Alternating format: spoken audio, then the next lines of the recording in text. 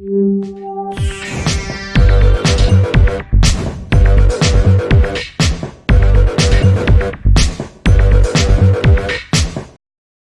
good evening. Welcome to the first ever podcast, from the sports bar here at Bacup Borough Football Club. It's the first of many that we'll be putting out on a Friday evening at 7 p.m. We're recording this. We're going to let you into a secret. We're recording this on Monday morning, and we're looking forward to it, aren't we, Brent? Yeah, it should be good. Should be good. We're going to be covering quite a few things. We're going to be covering a lot of stuff regarding the football club here at Bacup Borough. We'll also be picking up on some of the other stories in general, chewing the fat and talking a lot of balls along the way, won't we, on a weekly basis. So it will be available in audio form. It'll also be available online as well on our webpage, which is bacupboroughfc.com, and all the other channels: Facebook, Twitter, Instagram, LinkedIn. You're on there, aren't you? Yes. So we'll be doing that as well. But couldn't think of a better guest for the first one than the manager, Brent Peters. Been at the club. Is it 22 years now, Brent, you've been here at Bacup Borough? It will be, yeah. 22. I've lost count. What have you done to deserve this? I don't know. I keep thinking, but it's aged me. Did you have hair when you came? Oh, full head. But it's been a busy week because, a busy last couple of weeks. We had Radio Lancashire here. Dan Joe popped down to have a little chat with you. We're on the local radio station as well in Rosendale. And of course, Craig Kendall from the North West Counties League. Got to say a big thank you to Craig, because he kind of put it out there, didn't he, to everyone else. And since then, BBC picked up on it, and everyone else. Yeah, in all fairness, Craig Kendall has taken the North West Counties League media to a different level. He has. He's done absolutely fantastic since he's been here. He's a guy I've not really met, but spoke to him on numerous occasions, but he's on the money, and he's certainly taking it to another level. Because I think there's a group of them, isn't there? You've got Craig, Martin Fallon, he's another chap at Runcorn Town who's big on it, and is it Gary Langley as well, who's part of the media team? But yeah, it has gone to a different level, the social media stuff, but so has ours here at Bacup Borough. Well, this is what you get when you get the best. Yeah, cheers for that. I'm going to cut that one out on there, but I'll leave it into the audio. But we wanted to chat about a few things. First of all, we'll talk about Bacup Borough. The last weekend, what a display by your young team on Saturday against Ashton Town. You must have been really, well, I know you were pleased. Well, if I just to give you a little insight, what always goes on with myself, I mean, it's totally different here. Well, in a lot of non-league clubs at the start of every season, because it's usually a rebuild, especially a club like Bacup and Ashton Town, who we played on Saturday. You know what it's like, because if players at Ashton Town or players at Bacup have a good season, if they're not on contract, what usually happens come the end of the season, you know, the bigger clubs come round and they're in there like vultures, and they attract them away. So unfortunately, managers like myself and like down at Ashton Town, it's a rebuild again, and that's no different. It was no different here start of the season, and I always look at it, because it's a rebuild. The first few months of the season, and I say to my lads all the time, don't look at a league table. Do not look at a league table. The first time I will look at a league table will be in January.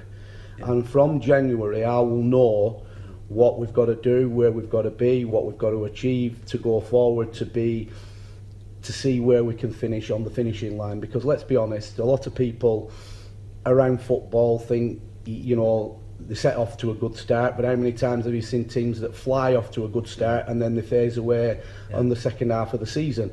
So I always take stock after 1st of January, basically. I'm laughing because I remember stopping you in, I think it was like, must have been October time. I said, have you seen the league table? Because we're having a conversation hour after sacking you. And you just said to me, you said, Steve, go away, come back in January, because I don't look at a league table till January. Yeah, that's exactly right. And I don't, because for obvious reasons. Like I said, we're in a rebuild again. Yeah. So when you're bringing new players in, they've got to get, we've got to find out about the players have got to find out about us. We've got to try and blend them into the way that we really want to play. Obviously, we've got players that have all got different characteristics in terms of like as you know, a central midfield player, you can get different types of central midfield players. You could have ball winners of ball players. You can just have ball players that are only ball players. You can have some players that are ball players and ball winners. So you've got to get you strike that happy medium. You've got to get a balance, and because we're not full time. We've only got them a couple of hours a week, so I always feel that the first part of the season it's trial and error, and you've got to keep trying to find. You were chemistry. telling me also that Bacup don't never get off to a good start. Never, because we're always rebuilding. Or some people taking themselves away on holiday. Yeah, well, which drives you absolutely crazy. Oh, madness! I just can't believe that players that want to play at this level, where it's a good level of football that can take them to another level in the English football league pyramid, where they're getting expenses, and if they're a contract player, they're getting paid, and they decide to take their holidays in football season. I mean, one of the things I always say to them: listen, if we were in the final of the FA VARs on Saturday at Wembley, would you be taking your holiday? And they go, well, no. Well, why are you taking it now? Yeah. Don't take holidays. And it is really a pet hate. I don't like it. But it seems to be a different breed. Football has changed, and I suppose players' characters and temperaments has changed. Oh, big time. Yeah, big time. But coming back to that situation of like looking at a league table in January. I looked at our league table, in January, saw where we were. But like a lot of people, if they just look at the league table and go top to bottom, bottom to top, we're under the line. But we will be under the line if you look at it. Majority of the teams have played more games than us. We didn't play a game over Christmas and New Year. Yeah. If we'd have played the 2 games we should have played over Christmas over the Christmas period. Well, yeah, the Prestwich game, and then of course we had the Atherton called off. We missed both them, and other teams were playing. So if we'd have gone and played those games and picked points up in them games, that league table would have been totally different to what I were looking at. But you look at the league table now, and you can't put a cigarette paper between about 10 or 12 sides. 4 back-to-back wins, picking points up, could take you to linking 8th in the table. Yeah, and that's what I mean. It's a close league this season. It's a close league, and before the game on Saturday, I sat down with the lads and said, right, now it's for real. That's exactly how we started. I haven't looked at the league table. I have now. Yeah, it's for real. There is no turning back. We've decided now on how we're going to play with the players that we've got in the squad. We've decided that we're going to stick with this. Obviously, if it's not working, we'll have a plan B, as everybody should have a plan B. We might have to tweak things as we go along. I went through everything with finer detail on the tactic board, exactly how I wanted them to play the game against Ashton Town. And this was going to be a big test, because Ashton Town, in all fairness to them, they're a strong, physical, I don't mean dirty physical, I mean just strong physical side that, and dare I say, what they're like, they're from that end of the country. Exactly. And you know what you're going to get. You know what you're going to get. They want to win, they're winners. And, we've got a young side, as you know, and it was going to be a big test for them. And you know what? I was so proud of them lads on Saturday. They went toe to toe, and that is the best collectively. Yeah. Collectively, team performance of the season. And to actually, I think if you look back on the first part of the season, I think there was just one game we've kept a clean sheet. I can't remember which one it is, but there was one game. All the rest we've conceded. We scored plenty of goals. We're scoring every game, but we haven't been keeping clean sheets. So to play a team of the calibre of Ashton that have with a goal scorer in their side who's netted at least 20 goals this season, at the top end of the and leading goal scorers. to have kept them at bay. But not only kept them at bay, gone toe to toe, stood up to the physicality, got a foothold in the game, dominated at times for long periods, created. I mean, we scored 2 goals. Yeah, we can. You know, I mean, it's debatable. We'll always talk about penalties. Were it a penalty? Were it not a penalty? The second one, what we missed, was definitely a Stonewall penalty, without a shadow of a doubt. I don't think the first one was a penalty, well, if we're being honest. It's all about angles, isn't it? They keep telling me. The angle I were in, it were a penalty. Yeah, but that's another story. That's another story. But the second one definitely was, and he opted to take it right down the middle, and the keeper just stood up and waited for it. Yeah. But what a great second goal, though. Oh, a team goal. Unbelievable. But we've got that in our lockers. Yeah. You know, they've got that on a bad pitch as well, you know, to play that football that we played. Plus, there were other chances. I mean, Michael Gervin, Anthony Hall put a ball on a plate for Michael Gervin. How on earth did he didn't... You'd have put your house on Gerv to finish that. Without doubt. But, listen, against a good side, this stood the test of time, and you know what? I couldn't have asked for more. Start of the new year, start of the second half of the season, 2020, 3 points, clean sheet. The big test now for the lads, it's still all a test. They've got to go to, obviously when this goes on air we'll know what the outcome is, but they've got to go to Shelley on Tuesday night, and they've got to give it much more of the same. On a good surface, because it is a good pitch, isn't it, over there? Yeah. And then, of course, we've got the game at the weekend against Roy Mason's Steaton. The one that they call like a 6-pointer, don't they? Yeah, listen, that's a load of absolute nonsense. I told you we were going to talk a lot of balls, but... It's absolute load of nonsense. It's a game of football, it's 3 points. Yeah. I had this conversation just before New Year with Colin Wilson. With our friend. Yeah, mind me. You know... At the end of the day, so okay, he's at it. It's a must-win on Saturday. Why is it a must-win? Every game's a must-win, isn't it? Every game is a must-win. But is it a must-win? Because you can win a game on Saturday and lose the next 3. So that Saturday win makes no difference. Yeah, exactly. Right? And the same on the other side, you could have lost on Saturday and then win the next 3. There's a long way to go yet. A long way to go. And it's the teams that put the run together that will, like I say, it doesn't mean, you know, like I judged about, I will not look at a league table until January, 1st of January. I will not really be concerned about anything where we are at the minute until going into the last month of the season. Yeah. And that's where we will see where we are. Yeah. And that is the time where the pressure might kick in a little bit. But listen, I think we've got too much in our squad here to be anywhere near down there. And it's just great to see the young lads doing so well on the pitch.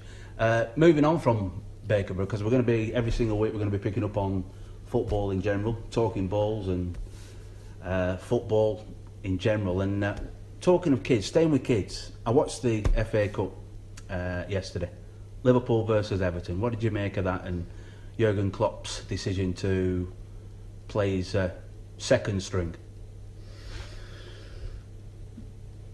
Well, it's a bit twofold, is this, because as a club for the last couple of years, which is a bone of contention for me, that even though we've applied to be in the FA Cup, we've missed out, and yet we are. If you look at the 100 years of the FA Cup, we've got a poster in there and we're on it because of in my time in the 22 years I've been at Bacup Borough have been in the FA Cup every single year up to the last, I think, 4 seasons, certainly 3 seasons.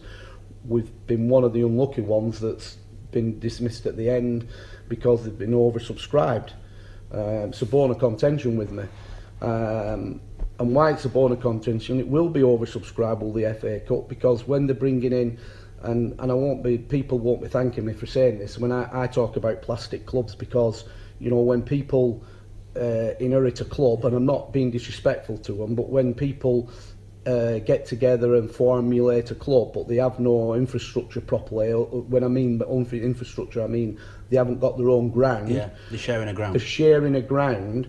Then all of a sudden, if you've got a situation whereby the FA Cup attracts, say for instance, I don't know what the actual figures are, but let's say, for instance, you know, a few hundred clubs. All of a sudden, and then there's a limit. That few hundred will go to like another 100 because all your ground sharing clubs will want to come into the FA Cup, so they're oversubscribed. So the way that they do it on a points percentage basis, and it's crackers because it's not an equal footing. Because over on this side of the country, like the North West Counties League, you're competing with 20 teams in a league. And at the southern part of the country, there could be 16 teams in a league. Yeah. So it's not an equal playing field. No. So at the end of the day, we've been a club that has missed out the last 3 to 4 years at the 11th hour that we haven't been accepted in because of on a points percentage basis. And why it gripes me a little bit is because the rules of the FA Cup competition state quite clearly that you've got to play your strongest team. So was that Jurgen Klopp's strongest team on Sunday? I don't think it were by a million miles away. But because it's Liverpool Football Club, or if it were Manchester United or Manchester City, they're getting away with it. But really, in my opinion, us at the bottom end of the scale, who admire the FA Cup, that want the FA Cup, that want my lads want to play in the FA Cup and say they've played in the FA Cup. My supporters want to be able to watch their hometown community club, or possible away trip. They want to see them play in the FA Cup. They can't play in the FA Cup, but yet you get at the top end of the scale. These clubs, what are basically because they've got bigger fish to fry, are degrading the FA Cup competition, and they're not playing the strongest sides. Now, if we didn't play our strongest side in the competition, would the FA come down on us like a blinking ton of bricks? I'm sure they would. But it's not even the top sides now, Brent. You're looking at the Championship clubs, the ones at the top end of the Championship. They're kind of putting the FA Cup to one side as well now. Well, because there's a lot of money to play for in the Championship with the big payday. Getting to the Premier League. Well, exactly, and you know, another thing is to side with the clubs a little bit here. I mean, I know I'm having a bit of a paddy there about the rulings of it, and certain clubs are getting away with it or not. But I do understand as well that because the under 23s, for instance, in part of the development. When are they going to be able to play competitive matches? And, you know, I suppose Liverpool felt that this was an ideal opportunity against a strong Everton side to give them a go because they believe in the youth structure that they've got. So on that front, I totally admire that. That's brilliant. You know, so that's why I said there's two sides to it. Yeah. You know, there is two sides to it. You know, I mean, I go back in the day with myself when we were at Bury with the Lancashire League, and you had the A teams and you had the B teams, and it was the A teams was the second year apprentices, and the B teams were like the first year apprentices. So the second year apprentices would have the first team players that were coming back from injury dropping down into the A team games with the second year apprentices, and the B team games would have like first year apprentices, but the better ones are the more advanced ones that it was still at school but in the academy.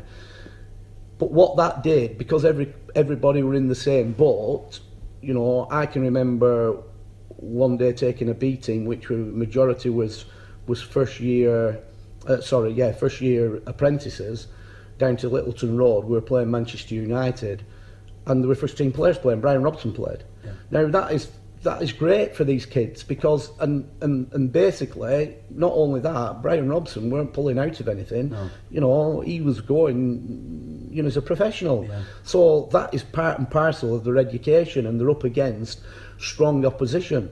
Now, them days have gone.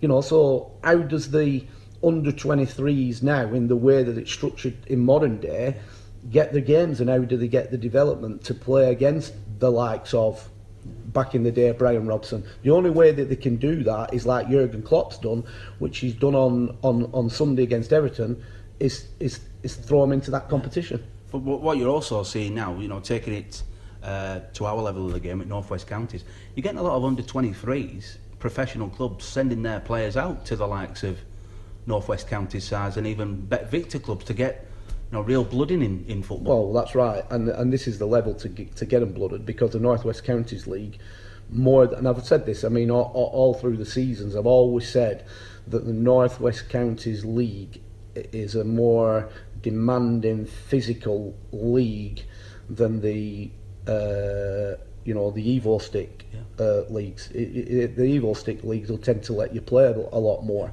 whereas in the North West Counties, they're in your face. They're in your face. You've got to stand up. You've got to stand up and be counted, basically. Yeah. So it is a good level for these 23 players to drop into. Excellent. Well, we're going to take a short break and then we'll be back, and we're going to be talking VAR, and we're also going to be taking a look at the sports bar, because of course it's a sports bar show. I kinda like you.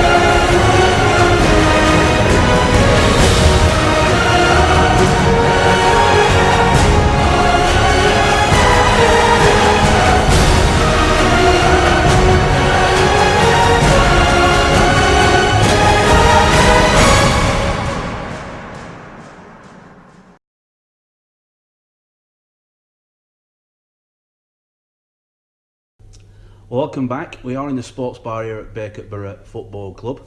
I'll put some shots on. If you're going along to our webpage, bacupboroughfc.com, the video will be on there. The podcast will also be available on a Friday evening at 7 p.m.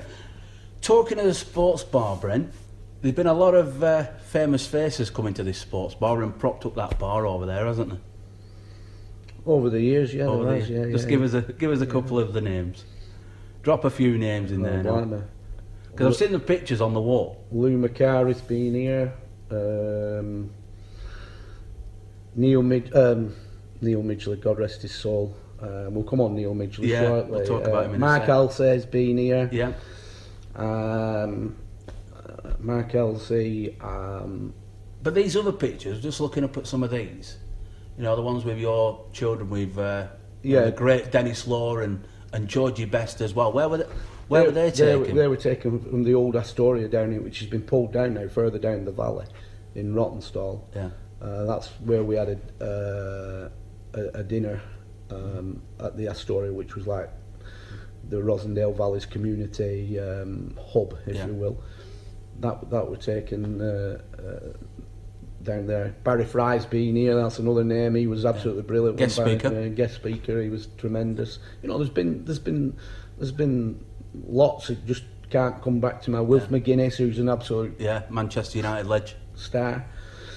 You know, and the amount of players who've been through here as well, Brent. I know you've spoken on several occasions with the media, but just people who are listening to this podcast for the first time or watching it, a lot of ex-pros come through Bacup Borough Football Club, maybe coming to the latter stages of the career, and still wanted to play the game. There's been plenty of ex-pros, which I'm proud and privileged that, you know, that I've been able to manage. I mean, I always throw the one out on David May. He's had, you know, he's won the lot, hasn't he? He's had the two great managers in the game.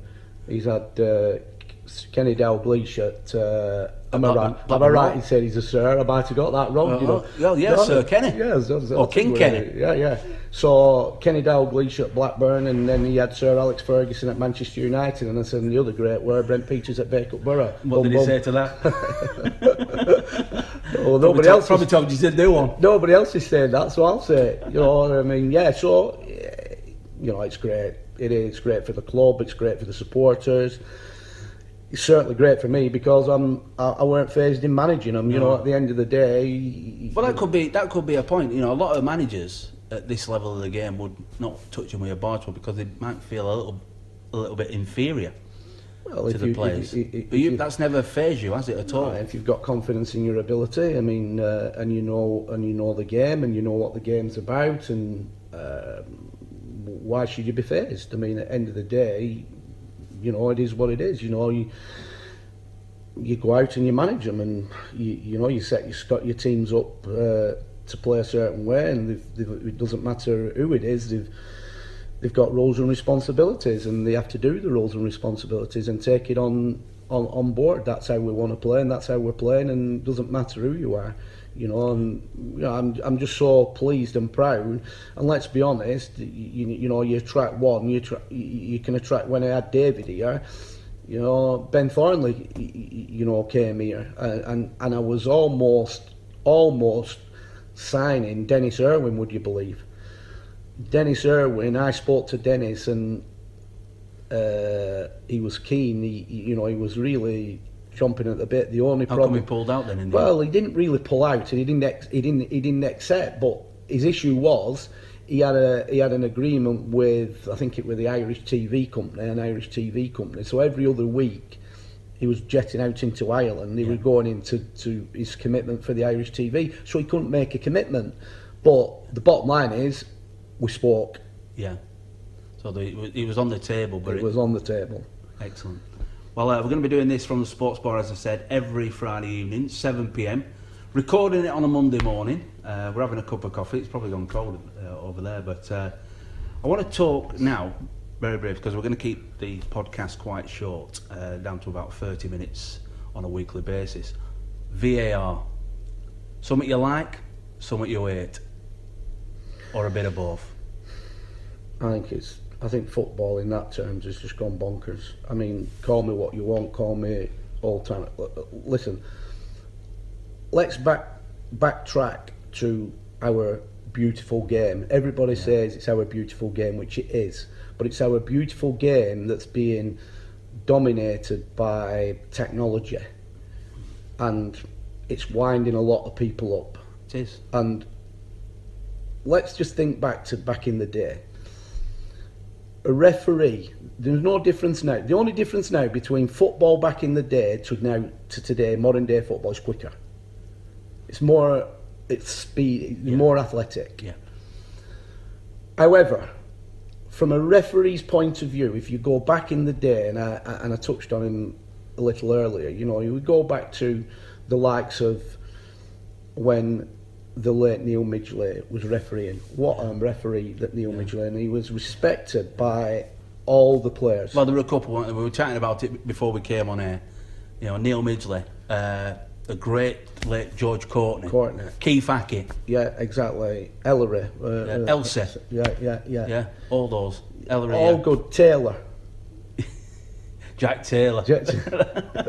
But the thing is with these, they had one thing in common. The players there was mutual respect on the play on the pitch. Always. And you had to accept if they made a mistake, it was their judgment. Yeah. You know, we go on now in modern day football. If you go and speak to a referee, I think they'd tell you about it. I think they'd tell you why they made that decision. But if you speak to a referee now after a game, and after the cool down of 20 minutes, and you go and speak to a referee, you know what he'll always give you, because I've spoke to many referees after a game because I'm not happy with certain things. It's angles. So if it's angles, okay, it's angles, fine. So how many assessors are you having on the pitch? Because for every you're being assessed, or you need plenty of assessors on the ground because they'll all be at different angles to give you an opinion of whether you've had a good game or you haven't had a good game. So again, it becomes silly in my opinion. Yeah. Let's go back in the day where the referee, we always accepted a referee's decision. Whether we liked it or we didn't like it, you would accept it. Look at rugby, they've got it to a T. Nobody messes with the referee on a rugby game. So why all of a sudden, what's happened, why there's all this problem with referees all of a sudden? The problem has come because there is a lot of money in football coming from television companies. Yeah. So the television companies are putting all this money up and they're dictating what happens. So you get the television companies, so we have pundits in the studios that want to analyse the game. So they're kind of setting their narrative, they're setting the agenda of the way that they want football to be perceived. So what's happening is the only people that's putting the referee or started to put referees under pressure and scrutiny are sat in the studio. Because they're watching it from every camp and they want something to talk about. Did the referee get this right? Oh, no, well, look at that angle. From that angle, he's got it spot on. From that angle, he hasn't. Is it a penalty? And it's a talking point in the studio. But a lot of the stats are coming up saying that the referees have been doing a fantastic job. You know what I mean? This is a sports bar. People come in from time to time. So the issue that I see it is this. From this situation, we've gone to a VAR situation. I think we should backtrack to the old. I think it should be. We can't turn around and say. We can't turn around and make a point of. Do we ban television companies? No, we don't, because they're putting all the money into the football. But what should happen, I think, it should be set in stone that the television companies and the guests that they put in the studios must not analyse a referee's performance. Yeah. Cut that out. Get rid of the VAR and let the referee ref. If they're analysing performances, they analyse the performance of the managers. VAR has done one thing, and that means there's nothing to talk about on the shop floor on a Monday morning no more, because everything's just cut and dry, and it is a game of opinions, and that's part of the magic of football, is that you want something to be talking about, not this VAR which is, taking measurements off the back of your heel. I saw the goal that Aston Villa scored against Burnley last week, and it's ridiculous. It's ridiculous. Why do we not just go back to the daylight ruling? If there's daylight, you're off. If you're level, you're on. It's not rocket science. Exactly. I just think they need to. The old concept of football has happened because analysing a referee is through television, because they need something to talk about, and that has put pressure on the referee. That job is a thankless job for anybody, right? You've got 22 players out on a football pitch, competing, going toe to toe. You've got one man in the middle that's got to keep 22 players under control, as well as the manager and coaches of both teams. So it is a thankless job for what he's got to do. It's always been a thankless job, but there has been characters in the game back in time, like we talked about, the old school referees, right? And yes, they will get it wrong. They're not going to get everything right, but we learn to live to accept the referee's decision. All of a sudden, we've come back into modern day technology, football, and the referee is becoming under scrutiny because of the television production companies, right, that want to analyse a referee's performance. And that situation has then kicked on to another level by introducing VAR. Personally, say I'm bonkers, call me what you want, I would bin VAR. I would instruct the television companies they've not got to analyse a referee. We accept his decision, and we get back to our beautiful game were in the 70s, 80s. Fantastic. 60s. Excellent way to finish the first podcast here at Bacup Borough, here at the Sports Bar, every single week on a Friday evening, 7 p.m. If you want to get involved, want to get in touch with us, then you can on our Twitter page, which is Bacup Borough. We're on Facebook at Bacup Borough. And if you want to leave a message, go to our contacts page on our website as well. That's bacupboroughfc.com. But it's been an absolute pleasure. Same again next week, sir. And we may have a couple of guests lined up as well in the next couple of weeks. Well, I hope we have, because it makes it all the more interesting. Certainly does. And if you want to advertise or sponsor the Bacup Borough, or should I say the Sports Bar Show, here on the podcast, online and on digital, then you can get in touch with us at bacupboroughfc.com. We'll see you next week. Thanks for viewing.